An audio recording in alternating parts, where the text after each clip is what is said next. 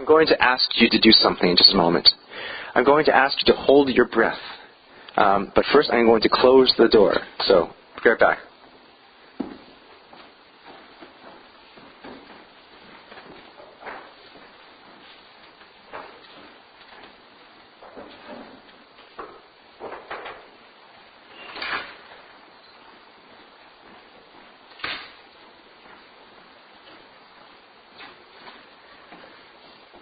All right, ready to hold our breaths? I'm going to ask you to do this 3 times. We're going to breathe in for 10 seconds. Now, somebody's thinking, can I take a 10-second breath? Yes, you can. I believe you. And then, after that 10-second breath, you're going to hold your breath for 10 seconds. You're going to ask yourself, can I hold my breath for 10 seconds? Yes, you can. Even though if you're a hardened smoker for the last 30 years, you can hold your breath for 10 seconds. So, no, I won't ask that. So, 3 times we'll do this. I'm going to ask you to close your eyes when you do this and focus on your breathing. So let's do that together. On a count for 10, and we'll breathe in. And then I'll count for another 10, we'll hold it, and then we'll release for 10 seconds if we can. Empty your lungs completely. Ready? Okay. Breathe in.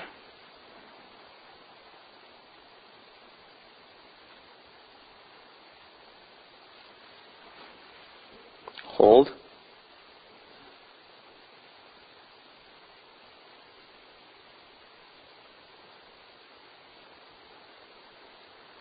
And out.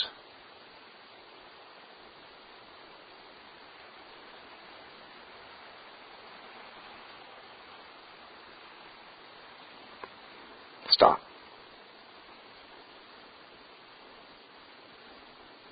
Breathe in.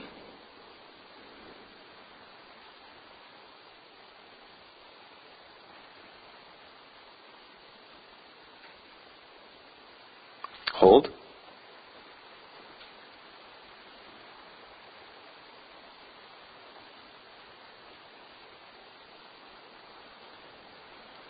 Breathe out.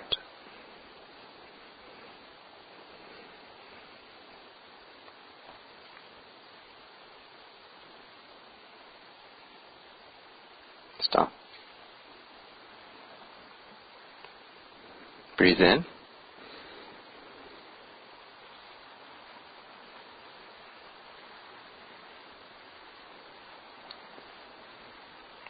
Hold.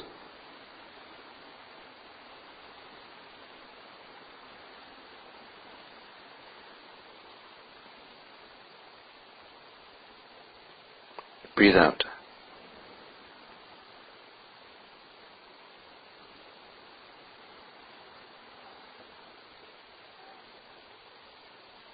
Stop.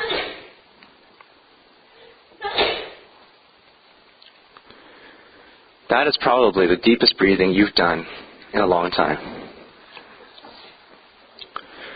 Well, today is Sunday, the first day of the week, the Sabbath day. Every Sunday, we throw back the covers and we stumble to the bathroom for a shower in hopes that we might be awake enough to listen to that same old preacher pound out that same old tune. Or we might awaken to the noise of little feet in the hallway, or a mommy floating down the corridor in a small voice. In some places, they're expected to put on what's now quaintly known as your Sunday best, which means more than just your nice clothes. You can tell in this church we don't really believe in that. It also means your sunshine smiley face, your happy clappy self, your everything is good in my perfect life mask that you wear for a few hours before lunch. Now you do your best to sing, you do your best to listen, and maybe you do your best to engage with the people you meet. Now sometimes you might get something out of that same old preacher singing that same old tune. And afterward you might meet some friendly people who wish you well. And then you go to lunch with family, with friends, by yourself. And that's it. That's the Sunday experience. That's what's become a Sabbath. We all think we know what it means to take a Sabbath. You may have heard that the word Sabbath is from the Hebrew word Shabbat, which means a ceasing, a stopping, a resting. The first mention of this kind of rest is in Genesis, when God apparently rests after creating. Now, the first question that should come to mind is what kind of God we've got if he needs to rest after, a pretty packed 6 days of non-stop creating. Does God get tired? Is he really that limited? Granted, the universe and the stuff beyond it is a pretty big place, and he probably has a right to be tired after making it. But does simply saying God rests from his labors mean that he kicks back with a beer on the patio? There's a strand of philosophy called deism that might be important for you to know. Now, a deist is someone who believes that God made everything, sure, but then he removed himself from it. Occasionally, the deist God might fumble for his pointed stick to change channels on his closed-circuit TV through which he observes human from a distance.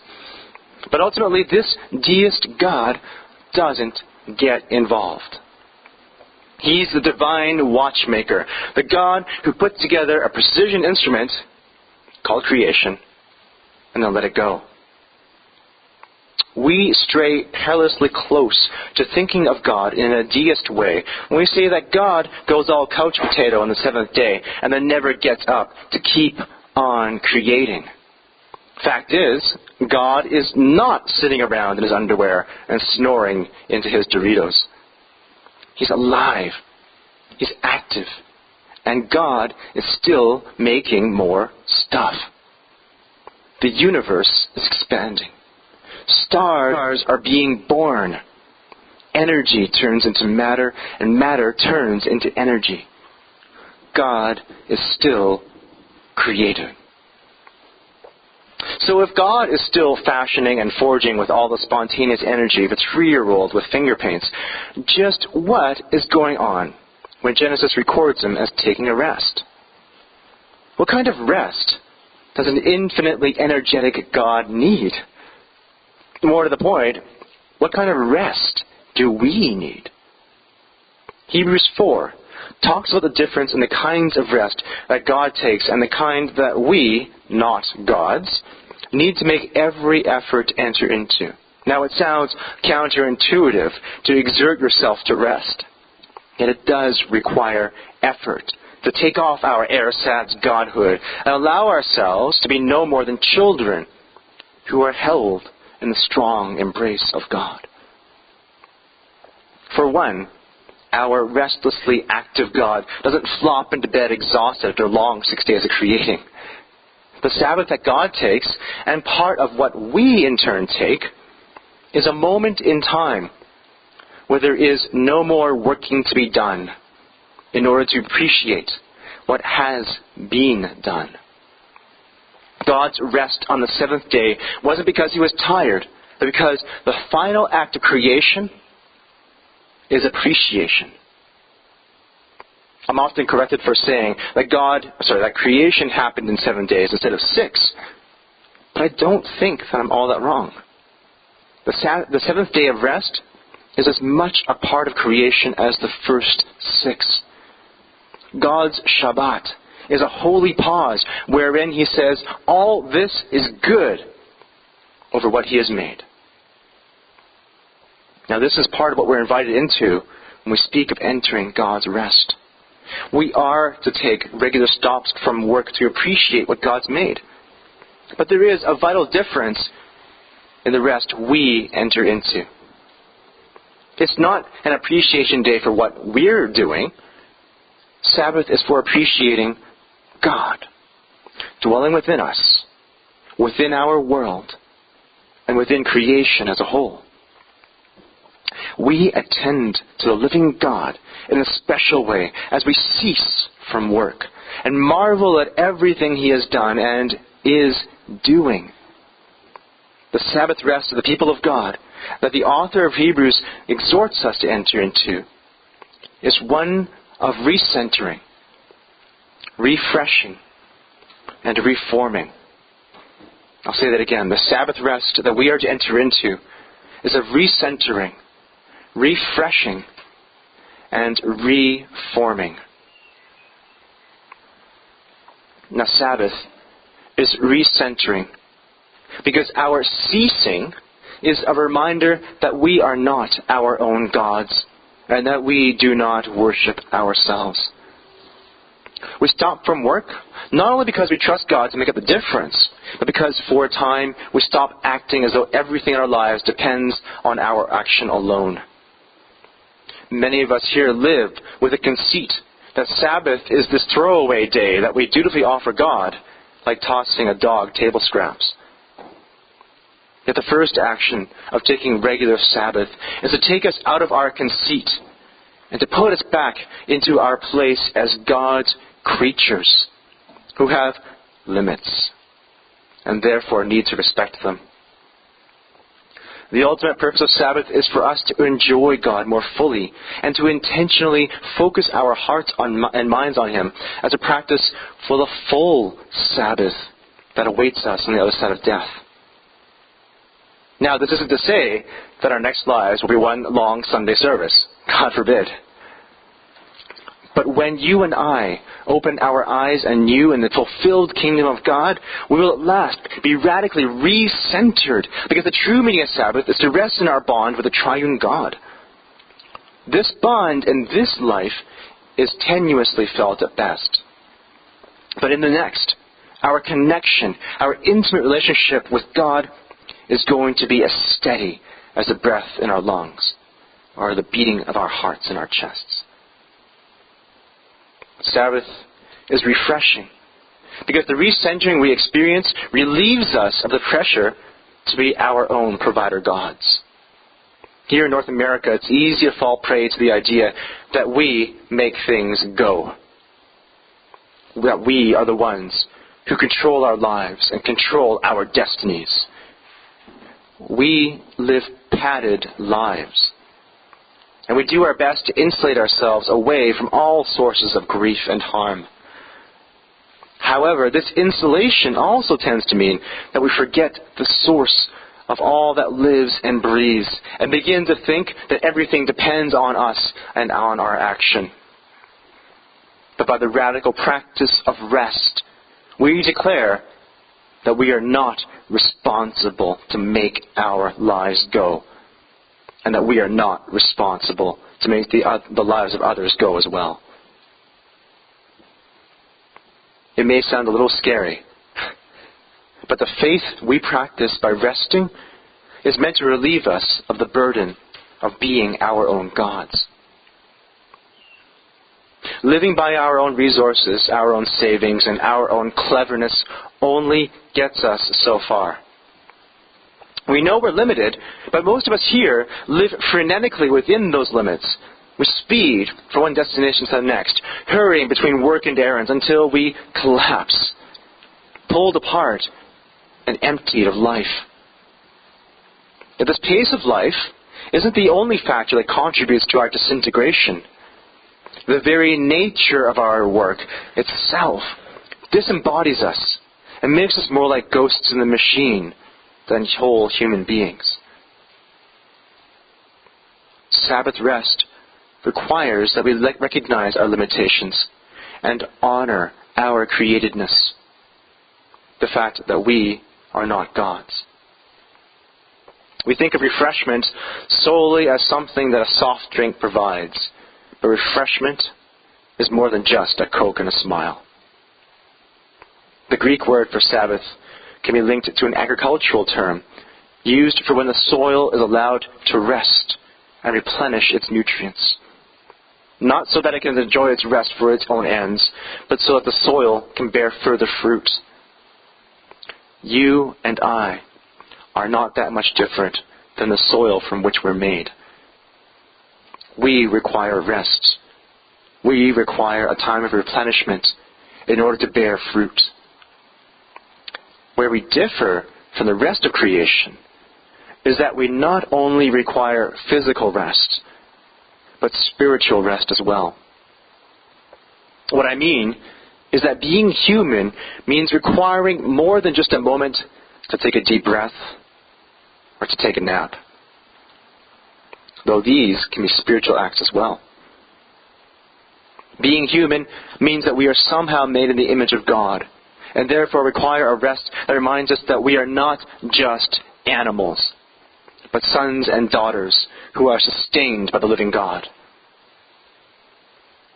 Sabbath is also a time of reforming. The strange act of Christian worship occurs on the first day of every week because this commemorates the resurrection of Jesus, the reforming of his life from death.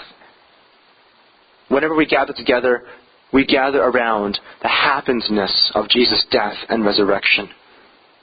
Then we carry this remembrance with us for the rest of the week until we come together once more and remember all over again. This isn't because we're so forgetful that we need to be reminded of Jesus' sacrifice. This is because the rhythm of God's rest held out for us in Jesus is now the rhythm that dictates our lives. The resurrection is a happening so disruptive of the world's march to death that time itself orients around it. The world we live in runs according to a different rhythm, the one known in recent times as 24/7. With the advent of electric lights and global communication networks, the division between night and day grows blurry. And soon work is no longer bounded by the hours of light we are granted, but by our will to grind out our existence. In our hubris, we think we can keep it up, as long as there's enough Red Bull and coffee. Yet the only things that can do this are machines. It almost goes without saying that you and I are not machines. So why do we think we can live like one? Sabbath reforms our lives because for a time, we stop. As Christians, we do an odd thing when we stop. We stop and we worship the one from whom all living and being flow. This is where most of us get Sabbath rest wrong. We think weekends, Sundays included, are only meant to be gasps of air in the water-treading act of life in the modern world. But true Sabbath is much more. For without paying attention to our connection with God, indeed our very dependence on Him, we lose ourselves. And we live according to the illusion that we are self-sustaining perpetual motion machines. What it means then to make every effort to enter into God's rest is to allow ourselves to be rested by God, to hold His hand as He leads us beside quiet waters, and to lie down in green fields. It isn't easy to stop, because stopping not only requires that we trust God, but that we trust we aren't God. Yet this is the basis of the rest that God offers us, not just now, but for our full rest to come in eternity. For then all our halting faith in God in this life is going to be transformed into continual trust. We will awake in the light of Christ, and we will sleep in the light of Christ. Heaven will be a perpetual Sabbath, an eternal rest, where we finally learn to live in God alone. Let's pause for a second in silence.